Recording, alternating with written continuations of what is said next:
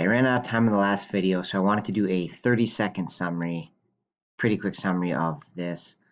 Um, so today we're doing the sum of arithmetic series, and if you have arithmetic series, you want to use this little formula here, right? But why wouldn't it apply? Because they're going to mix all this stuff together, so why wouldn't it apply to these two situations?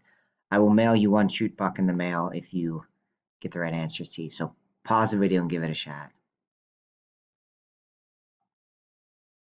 All right, number one, this one isn't, the formula doesn't apply because it's a geometric series, right? So we're going to have a different formula tomorrow, right? This formula applies specifically for arithmetic series.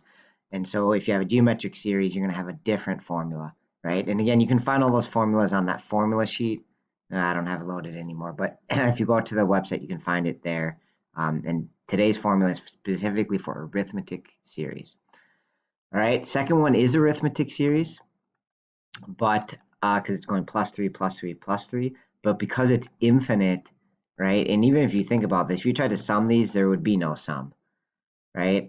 Because it would go on and on and on forever, and you'd get bigger and bigger terms, and so there would be no sum to this arithmetic series, right? So the formula only applies to finite arithmetic series. That's the formula for today.